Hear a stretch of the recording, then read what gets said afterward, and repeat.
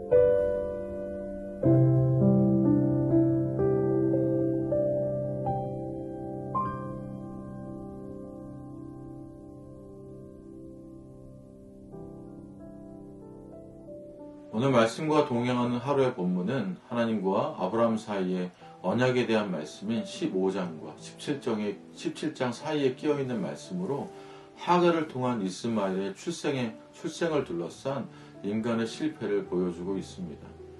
15장에서 아브라함은 하나님의 언약의 말씀을 믿음으로 의롭다함으로 인정받고 하나님으로부터 큰 축복을 받았지만 아브라함 부부의 실제의 형편은 점점 나이가 들어가고 그들의 육체적인 조건은 하나님과의 약속을 이룰 만한 상황에서 멀어져 가고 있었습니다.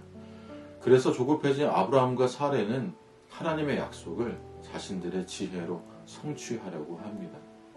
이것은 하나님의 백성이 저지르기 쉬운 전형적인 실패입니다. 하나님의 구속 섭리는 인간이 이해할 수 없는 방법으로도 나타납니다. 그러나 하나님의 방법을 이해할 수 없다고 인간의 생각으로 일을 이루고자 하면 오히려 잘못된 결과를 가져올 뿐입니다.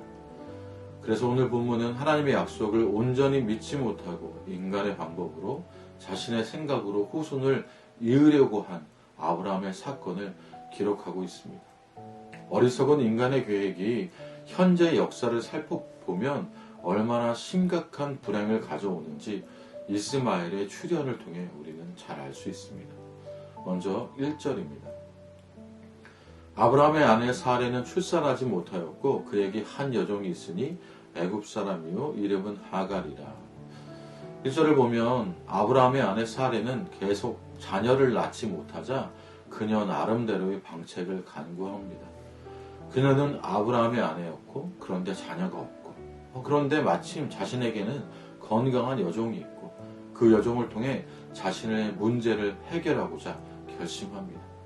너무나도 딱 맞아떨어지는 현실 같아 보입니다. 마침 그녀에게 시녀 하갈이 있다는 것이 안성맞춤이고 또 하나님이 예비하신 일같이 보였을 것입니다.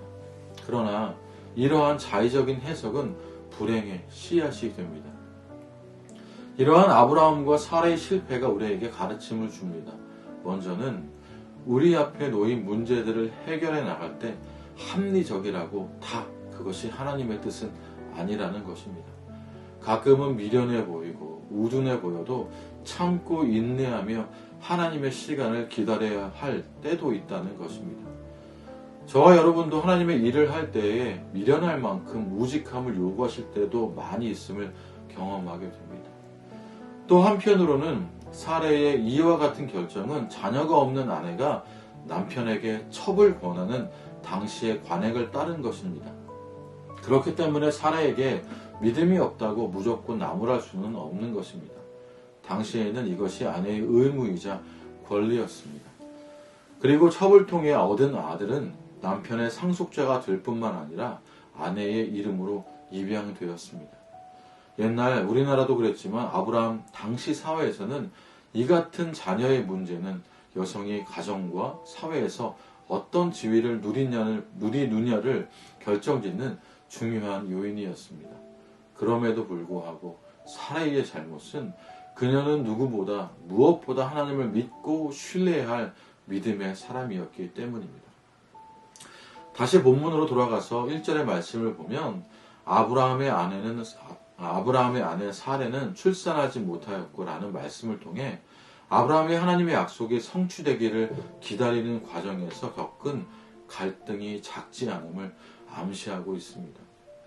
하나님께서는 약속하셨지만 사레는 나이가 많아지면서 임신할 확률은 거의 없고 그래서 남편 아브라함에게 애굽에서 데려온 여종 하갈을 통해 아들을 얻으라고 제안합니다.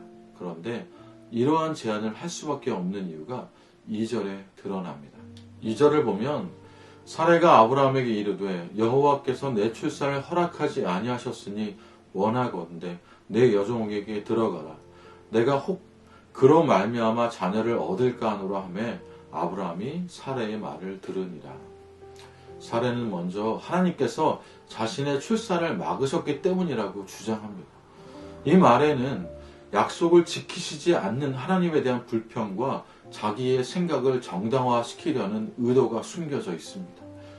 또한 사레는 이 불평을 내 여종에게 들어가라라는 말과 연결시킴으로써 둘 사이에 논리적인 필연성이 있음을 보여주려 합니다. 그러나 이것은 잘못된 합리화로서 불신앙의 다른 변형입니다. 그리고 사레가 혹 그런 말미암아 자녀를 얻을까 하노라라는 말은 의심보다는 가능성과 믿음을 표시하는 표현으로 사레는 하나님의 약속보다는 자기 수단을 더 믿고 있는 것을 드러냅니다. 결국 아브라함도 사례의 제안을 받아들입니다. 그는 하나님의 말씀을 잊고 아내의 말을 따랐습니다. 결국 아담과 하와의 모습을 보는 것과 같습니다. 4절의 말씀입니다. 아브라함이 하갈과 동침하였으니 하갈이 임신함에 그가 자기의 임신함을 알고 그의 여주인을 멸시한지라. 아브라함의 사례의 제안대로 하갈과 동침하자 하갈은 아브라함의 아이를 잉태합니다. 이러한 결과는 마치 사라의 제안을 통해 하나님의 약속이 이루어진 것 같이 보입니다. 모든 것이 잘 된 것 같이 보입니다.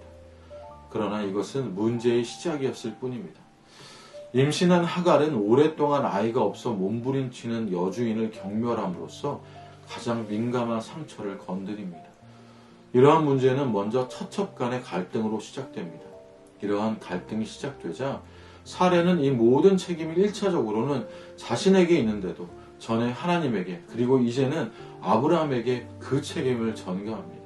이것도 또한 아담과 하와의 모습을 보는 것과 같습니다. 다시 5절을 보면 사례가 아브라함에게 이르되 내가 받은 모욕은 당신이 받아야 옳도다. 내가 나의 여종을 당신의 품에 두었거늘 그가 자기의 임신함을 알고 나를 멸시하니 당신과 나 사이에 여호와께서 판단하시기를 원하노라. 사례는 내가 받은 모욕은 당신이 받아야 옳도다라고 말하면서 이제는 스스로 억울한 자를 자처하며 책임을 회피합니다. 인간 모두가 하나님의 말씀을 떠나면 다 남의 탓으로 보입니다. 물론 아브라함도 결코 책임을 면할 수 없습니다. 그가 최종 결정권자였기 때문입니다. 6절을 보면 아브라함이 사라에게 이르되 당신의 여종은 당신의 수중에 있으니 당신의 눈에 좋을 대로 그에게 행하라 하매 사라가 하갈을 학대하였더니 하갈이 사라 앞에서 도망하였더라. 아브라함의 갈등을 해소하기 위해 할 수 없이 사라의 권리를 인정하자 사라는 곧바로 하갈을 학대하기 시작합니다. 그리고 학대를 견디다 못한 하갈은 임신한 몸으로 광야로 도망함으로써 두 사람 간의 갈등은 해결의 실마리를 찾지 못한 채 파국으로 치닫게 됩니다. 물론 이 파국의 결정적인 원인은 하갈에게 있었습니다. 하갈은 자신이 종의 신분이면서도 아브라함의 씨앗을 잉태했다는 사실에 스스로 교만해졌습니다. 그녀는 아마 자신이 자녀를 낳으면 아브라함의 사랑을 독차지한 후 사례를 추방될 것이라고 생각했는지도 모르겠습니다. 하갈은 여전히 사례의 종이었지만 아브라함의 씨를 잉태했던 사실 때문에 종의 마음가짐과 태도에서 벗어난 행동을 하며 여주인 사례를 멸시하기 시작했습니다. 그러자 사례는 하갈의 교만과 자신의 멸시하는 태도에 분노하여 아브라함에게 원망합니다. 그리고 아브라함은 아내 사례의 원망을 받아들이고 하갈에 대한 사례의 권한을 인정합니다. 그리하여 사례는 하갈을 학대하였고 하갈은 계속되는 여주인 사례의 핍박이 감당하기 어려워 도망하게 됩니다. 하갈의 일로 아브라함의 가정의 평화는 사라지고 걱정과 근심이 계속되었습니다. 집에서 나온 하갈은 광야에서 여호와의 사자를 만났습니다. 이것은 구약시대에 찾아오신 그리스도를 의미하기도 합니다. 여호와의 사자는 하갈에게 그녀가 사라의 여종임을 상기시켜주고 아브라함의 가정에 돌아가라고 합니다. 그리고 하갈의 자손이 번성하여 그 수가 셀 수 없게 많이 될 것이라고 축복합니다. 여호와의 사자로부터 축복을 받은 하갈은 다시 아브라함의 가정으로 돌아갔습니다. 그 후 세월이 흘러 아들을 낳아 여호와의 사자가 지시하신 대로 이스마엘이라는 이름을 지었습니다. 그때 아브라함의 나이는 86세였습니다. 오늘의 말씀을 마무리하려고 합니다. 사랑하는 푸른나무 교회 성도 여러분, 우리가 성경을 읽으며 자주 느끼는 것은 약속을 바라보며 오래 참고 견딘다는 것이 얼마나 어려운가 하는 것입니다. 하나님의 주신 약속을 받기 위해서는 많은 인내가 필요합니다. 심을 때가 있고 거둘 때가 있습니다. 히브리서 10장 36절은 이렇게 말합니다. 너희에게 인내가 필요함은 너희가 하나님의 뜻을 행한 후에 약속을 받기 위함이라. 그러므로 우리는 오늘 말씀을 통해 우리의 하루가 말씀과 동행하면서 서두르지 말고 끝까지 하나님의 말씀을 지키고 인내하는 하루. 그래서 주님의 시간에 주님의 은혜를, 주님의 복을 경험하는 저와 여러분의 삶이 되어야겠습니다. 이 시간 우리 함께 기도하며 나갑시다. 주님의 시간에 우리의 삶을 맞출 수 있길 원합니다. 우리의 시간에 주님의 뜻을, 주님의 그 계획을, 섭리를 맞추려고 하지 않고 주님께서 그 약속하신 것을 우리가 신뢰하고 주님의 말씀을 날마다 믿으며 주님의 시간에 주님의 뜻이 이루어지기를 참고 인내하고 오래 기다리는 믿음의 사람들이 우리일 수 있기를 원합니다. 주님, 우리는 기대하고 또한 기도하며 기다립니다. 우리 그렇게 그 마음으로 기도할 수 있기를 원합니다.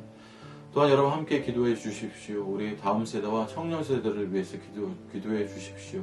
우리 다음 세대와 청년 세대가 믿음의 세대가 될 수 있게 해달라고. 아브라함처럼 하나님의 모든 민족을 일으키는, 그런 민족을 일으키는 믿음의 세대가 될 수 있게 해달라고 이 시간 함께 기도해 주시기를 부탁드립니다. 함께 기도하며 나아갑시다.